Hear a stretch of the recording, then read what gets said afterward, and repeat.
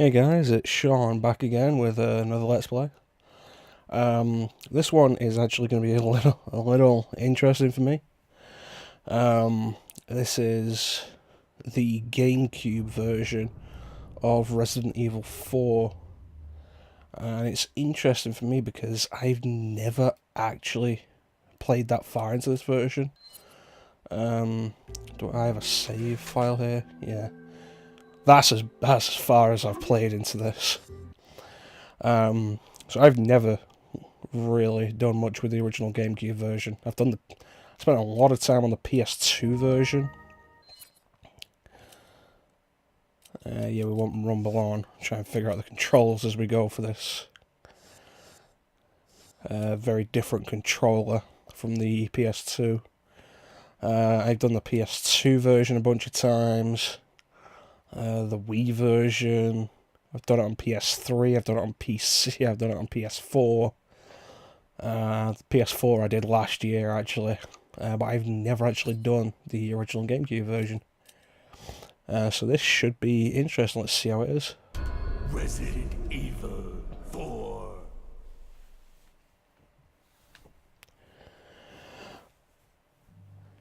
There are no subtitles for this game, outside of the conversations on the codec. Murders occurred in the Arklay Mountains. Soon after, the news was out to the whole world, revealing that it was the fault of a secret viral experiment conducted by the international pharmaceutical enterprise, Umbrella. The virus broke out in a nearby mountain community, Raccoon City. I love the drop in graphical quality there, because it starts off showing the GameCube remake, and then, oh yeah, Resident Evil 3, which was a PS1 game. Like that's Resident Evil 3. The United States government issued an Like, indefinite sudden drop in graphical qualities. Soon its stock prices Well, for crashed, and for all intents and purposes, Umbrella was finished. So this was interesting when it came out for like a good few reasons. The previous game in the main series was Code Veronica.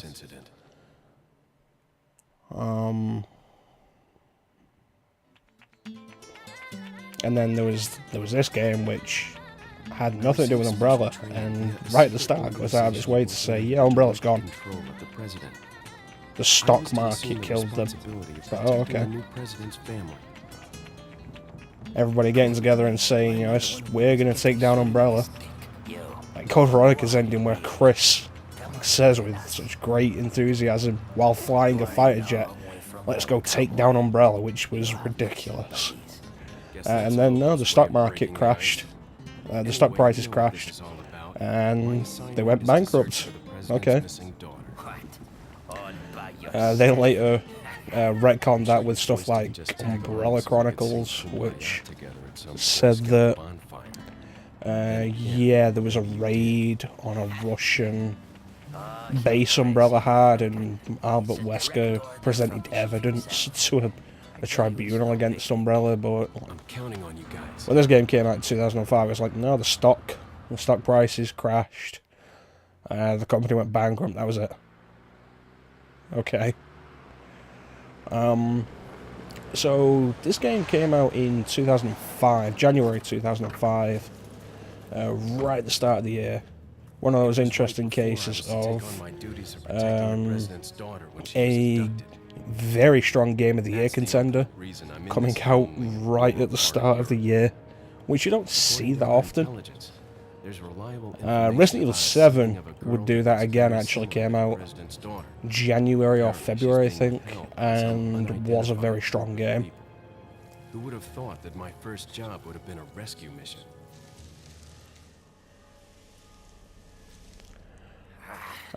This was actually supposed to be part of the infamous Capcom 5 games that Capcom promised Nintendo that would be exclusive to the Nintendo Gamecube. 3 of those games were released on the PS2, one of them never came out, and only one of them remained exclusive to the Gamecube.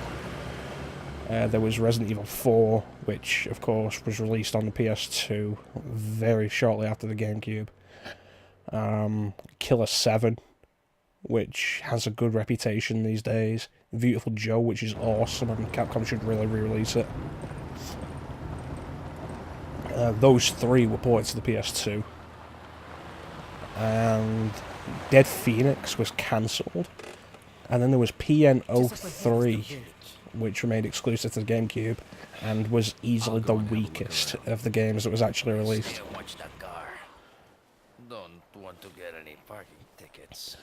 Capcom probably shot this version in the foot pretty early on. Before this game came out, they announced, it's like, okay, release date is January 2005. And before it came out, Capcom announced November 2005, Leon, the PS2 version will be out. I'm Ingrid Hunnigan. I'll be your support on this mission. I was like, oh great, Loud and you know, this could have sold Somehow I thought you'd be a GameCubes little with how older. big it was. So the subject's name's Ashley But, Graham, you know, they right? come, they turn around and That's say, yeah, right. just wait She's like the daughter of the president. 9 So try months. to behave yourself, okay? Yeah, alright, I can wait 9 Whoever months. this group is, they sure picked the wrong girl to kidnap. It's kind of a I'll try to shame, find some more information on because my end it as could have put a well. little extra life Good. into the Talk GameCube. to you Probably later. would have Be sold on now. GameCubes on its own. Okay, so interesting thing that isn't in the other versions, the letterboxing. Let me get a look at... There's a file that does have the controls. Here we go. Hold down the R button, the control stick.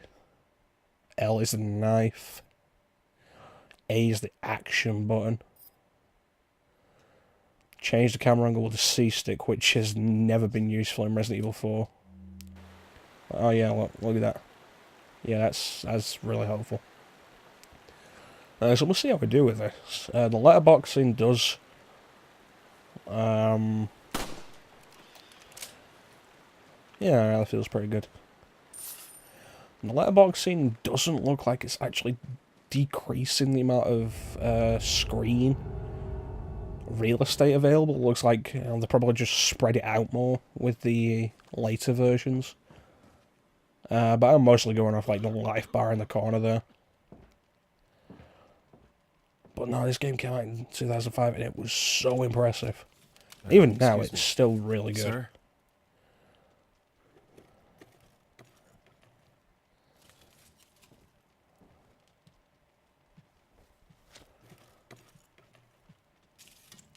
Have you seen this girl? I was Does wondering he have if that you thing might Zoolander recognize has the where he girl in can't this turn photograph. left? ¿Qué carajo estás haciendo aquí? ¡Lárgate, cabrón! Sorry to have bothered you.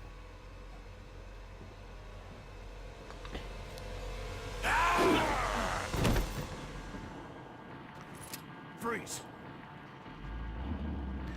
Now, to be fair, this guy comes across as threatening. It's entirely possible, like, Leon is a foreigner who has just walked into this guy's house, and for all Leon knows, because Leon can't understand Spanish, for all Leon knows, this guy was like, please leave my house. And Leon's like, yeah, well, alright. And then doesn't leave the house. It was like, the guy is entitled to defend his property. I mean, I know that's not what he said, but as far as Leon knows, Is everything it okay? is. There was a hostile local. I had no choice but to neutralize him. There are still others surrounding the area. Get out of there and head toward the village. Take whatever measures necessary to save the subject. Understood. Okay, so we reload.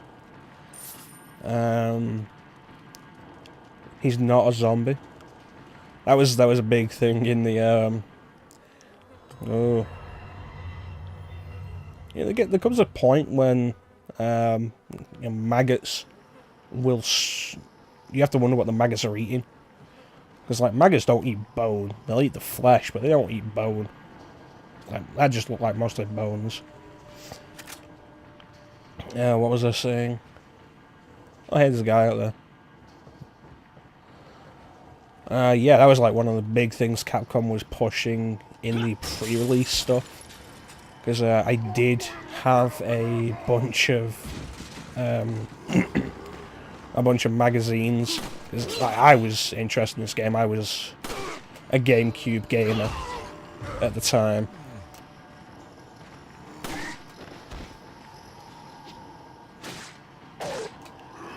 And like a big thing Capcom was pushing was like, yeah, they're not zombies.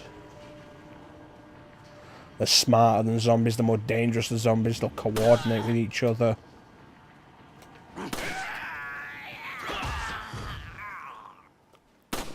I pressed the wrong button there, I meant to reload.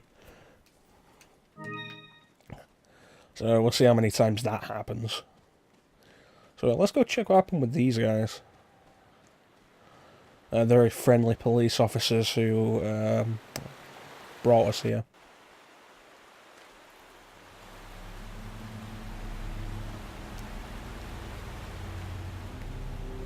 Oh, no.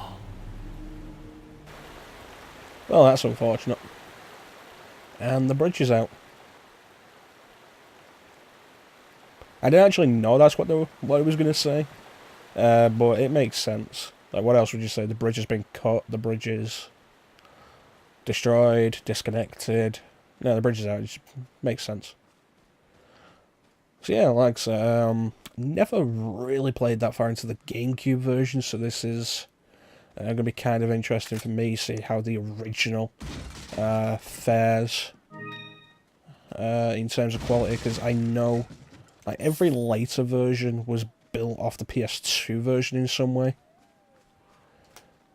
Okay, I'm going to take you. Oh, there we go.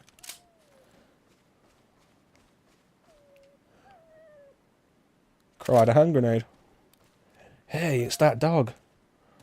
We always help the dog.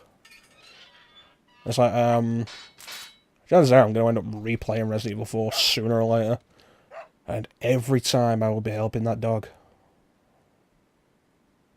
Be free, friend.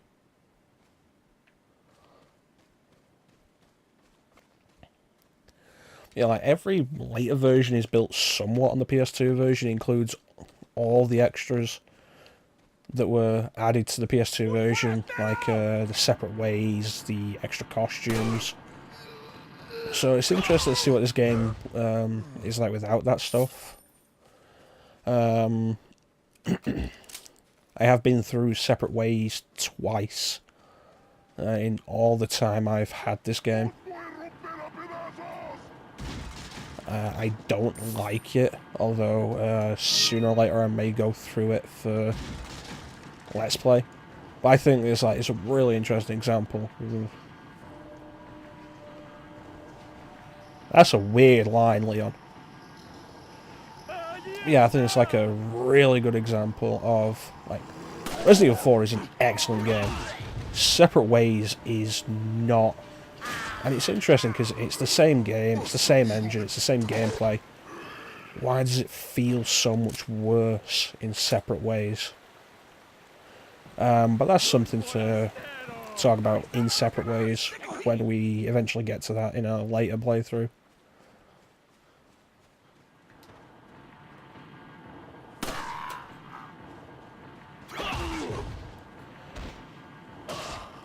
Yeah, one thing I do like about Resident Evil 4 whenever I replay it is how it always remains something of a challenge. Like, it's never, oh, I can't possibly do this. There's always the way forward, but it's a game that if you ever drop your guard, the game will punish you for it, which I find really interesting. Leon, how you holding Without up? being like, Bad brutally question. punishing. Sorry to hear that. I'm sending you a playing manual. Hope you find it useful. I'll take a look at it, thanks. Another playing manual. Let's see. Press the B button. Figured that out. Figured that out. Uh-huh. And Z is the map. Yeah. Okay, so we want to head here. This will be our first destination. It says here, but it means here. Alright. Yeah, like, the first time you play this game, it may not be as amazing these days to somebody playing this for the first time, but like playing this back in the day, like this entire opening village sequence was so amazing. It's interesting just how much the villagers have going on with them when they're not fighting you.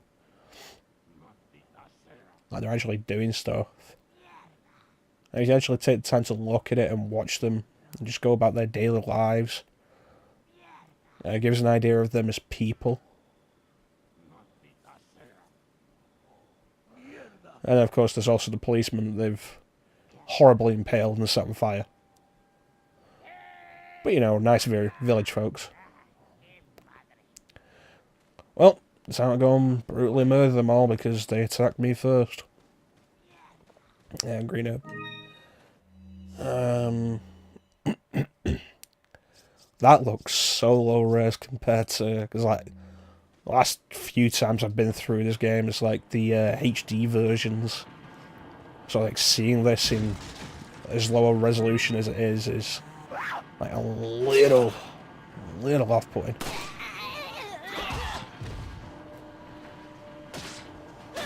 Okay, there's a guy behind me, guy on the roof.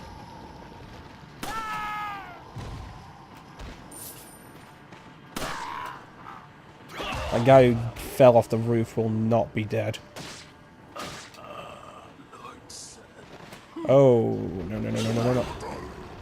That's not good, that's not good. As I don't want to use the herb yet. Because there is a yellow herb over here. That I'll want to combine it with. Is it this box or is it to my left? It's this box. The one to my left will be a red herb. Okay, is it X? Yeah, it is. That just looks so weird to my eyes, like the low resolution attaché case.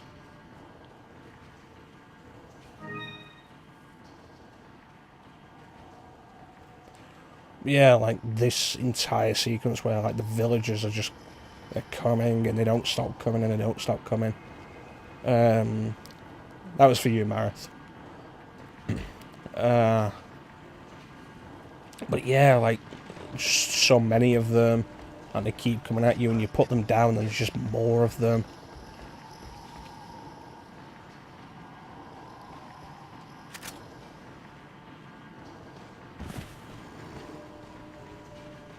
Can we make it? Can we make it?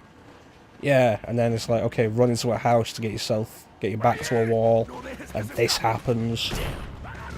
I was like, wait, what are they planning? What are they planning? Chainsaw. Then that guy shows up. Shit. Son of a... It's like, this is such an amazing opening. And it's like, it's not uncommon for people to die here on their first time. And it's very understandable because... it's like, if you know what you're doing, like, yeah, you can put your back to a wall in a reasonable area. You'll know where the spots to go are, like, get there to grab the shotgun, grab the ammo. Watch out for the guy with the chainsaw.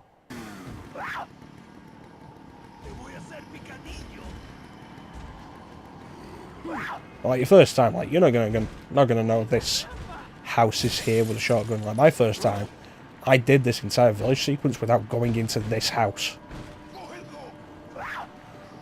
So, like, this whole thing never happened, which was, you know, very different.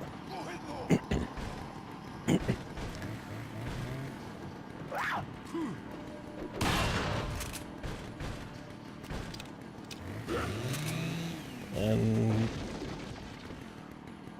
where's Dr. Salvador, actually? There he is. Yeah, here come more.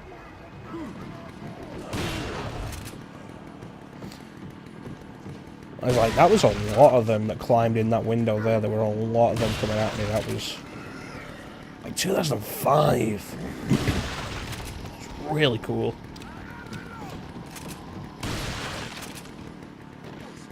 But no, like, backing into this corner, You're pretty much fine like this. Oh, that's the glitch. The headless choke. I'm surprised that happened this early, actually.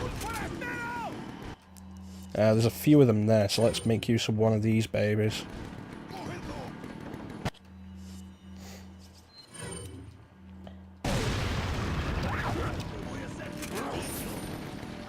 So he's still alive. You know he's dead because he'll drop a good amount of cash. And the chainsaw will stop.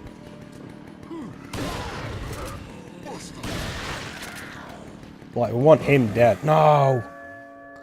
We wanted him dead before this cutscene happened, because like, he drops a good amount of money. Which will be useful later, but it just didn't happen.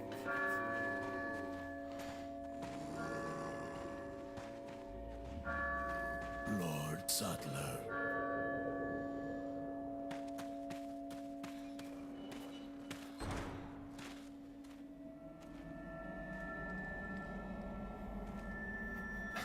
Where's everyone going? Bingo?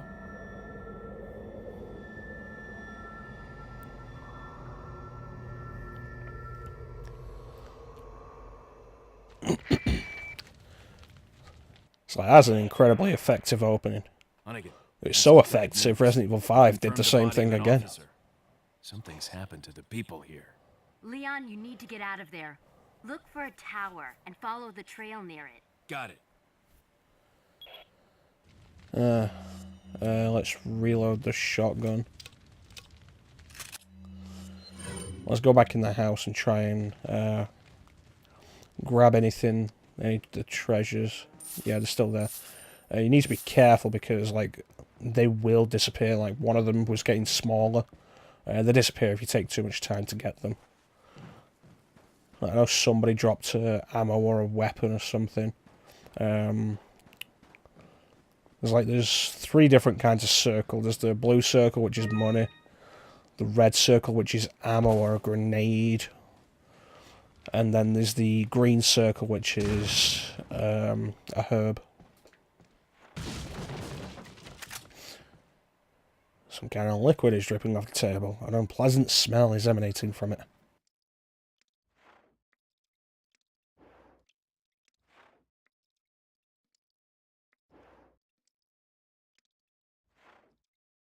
That looks like a leaky pot there.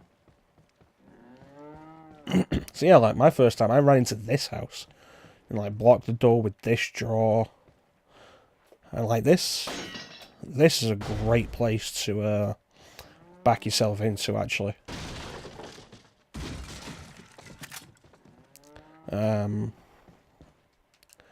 Dirty bed, stains are a person's blood. Because like this door is metal and like they can't break it. Like they'll break through this door, but they can't break through the metal door, so you can stand there with the shotgun and like just they'll bash it open and then you just shoot them and the door slams shut again. It's pretty funny. We're going to end up organising the attaché case sooner or later.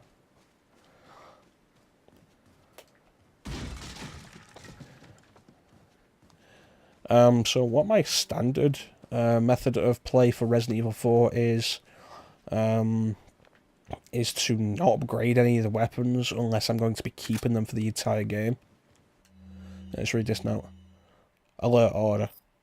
Recently, there has been information that a United States government agent is here investigating the village.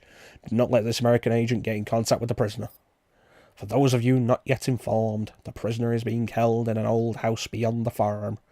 We will transfer the prisoner to a more secure location. The valley when we are ready. The prisoner is to stay there until further notice. Meanwhile, do not let the American agent near the prisoner. We do not know how the American agent found out about our village, but we are investigating. However, I feel that this intrusion at this particular time is not just a coincidence. I sense a third party other than the United States government is involved here. My fellow men, stay alert. Chief Torres Mendez. I don't know where that went, honestly. Like, it started off fine, it just went weird, and I just ran with it. It's fine. But yeah, my standard mode of play is to not upgrade any weapon unless I'm going to be keeping it. Which usually means I don't upgrade a handgun until we get the Red 9 later on. You see a lot of argument between Resident Evil 4 fans over whether the Red 9 or the Blacktail are the better handguns. I go with the Red 9 just for the sake of power. You also get the Red 9 a lot earlier than the Blacktail. The Blacktail comes later, it's not as strong as the Red 9, but has more ammo. Which is not a bad thing for anybody who wants that, but I just like the power of the Red 9.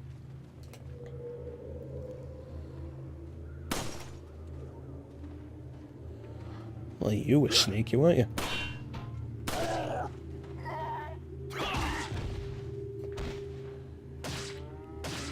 So just for saving the ammo whenever you can, it's a good idea to shoot them in the head, kick them down, and then... No, you! I missed you! And then knife them while they're down.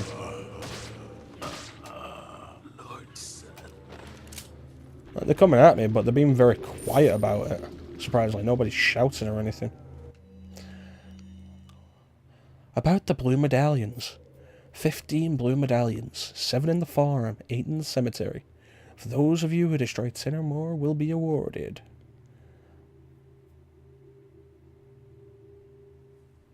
I feel like that doesn't make grammatical sense, but it's okay. This is not Spain.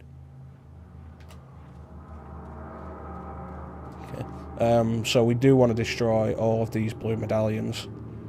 There's 2 areas where they appear, like this area on the map. So if we get a look at the map, do they all appear now?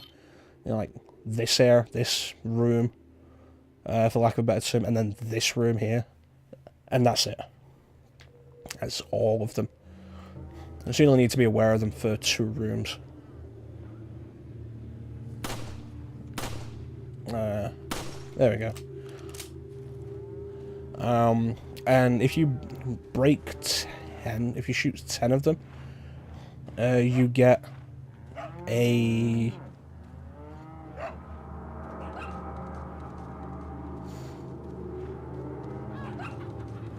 you get a new gun.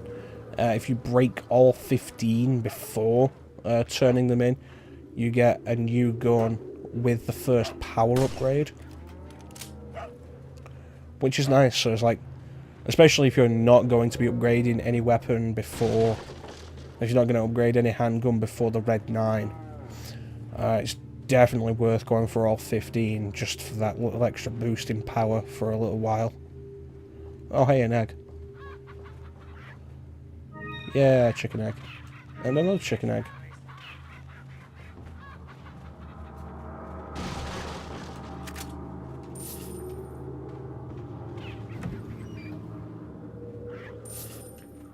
Want as much money as we can get.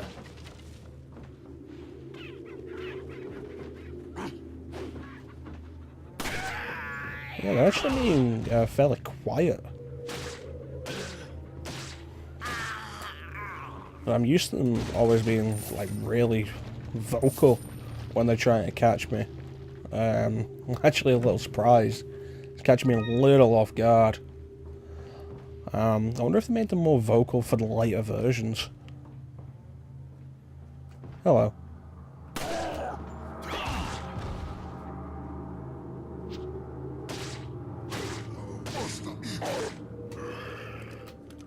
There we go. In later areas, it does become quite tricky to knife somebody while they're down. Not because they're more dangerous, but because there'll be more people at once. It's like you don't want to be knifing somebody while there's like 3 other guys trying to kill you. There's one there, and I think, yeah, there's one there.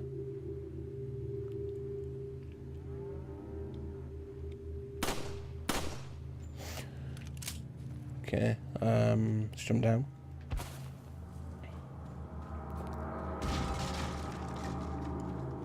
So I know a bunch of the barrels and boxes, breakable crates, are randomized. It's random whether or not you'll get something out of them, or what you get out of them can be randomized.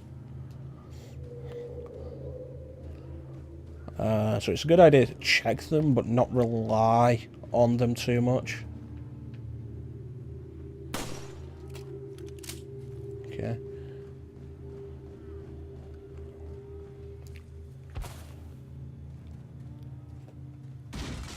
This one is always the baseline, which is technically not the first treasure, because you can find the spinel earlier than that. But the first real treasure, because the spinels are just like... Is there any more in this area? No, it's 8 in the church, the cemetery then. Yeah, alright, we can move forward. The spinels are basically like the small jewels.